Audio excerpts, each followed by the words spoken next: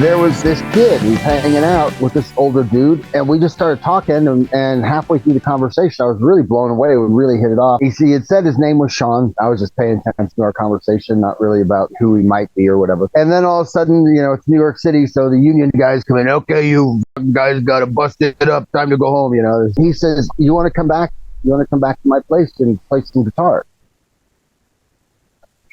Sure. And I looked at the old guy that was standing next to him, and I was like, is that all right? And the guy looked at me like I had a hole in my head, and he's like, yeah. I was like, okay. So we get in a cab. Next thing you know, we pull up in front of the Dakota, and it's like, oh, okay, Sean. Now I get it. He lived in the Dakota? Yeah. It's really funny because the guy that I had asked if it was okay was, you remember the photo of John Lennon with the New York City t-shirt on and the glass, that really iconic photo taken by Bob Gruen. It was Bob Gruen that I thought was this kid Sean's dad. Yeah, I know who Bob Gruen is. So I asked Bob if it was okay if I come over to Sean's place. Yeah. I thought he was Sean's dad.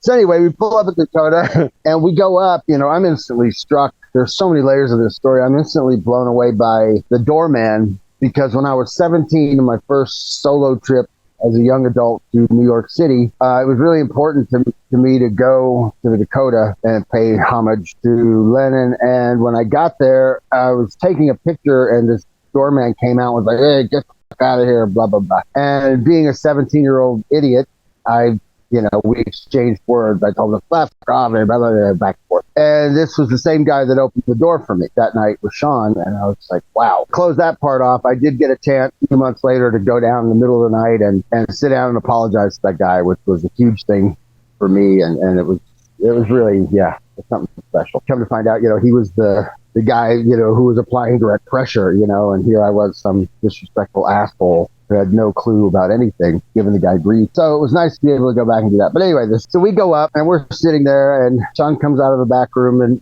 he's got a couple guitars, and he hands me one, and we smoked a little and we talked a bunch. He was getting up to go help his girlfriend at the time, Eva. While he was getting up, I was like looking at this incredible guitar, and I was like, man, you really ought to take better care of this guitar. I mean, the strings are rusty, the pots are noisy, and there's, it's just needs to be fixed up a little bit. And he just, casually says, oh yeah, that's the one my dad played on the rooftop, and walked up. Yeah, you're playing his exact strings, dude. That was John Lennon oxidation on those strings, asshole. Mm-hmm. Yeah, and the way he said it was just like, hey, the Pearl Jam at the time, we had worked so hard that we hadn't really splintered off into any of the trappings or the world that we were now a part of. And this was really the first time I'd had that experience. And I looked over at Eric, tour manager, and he looked at me, and we both just went,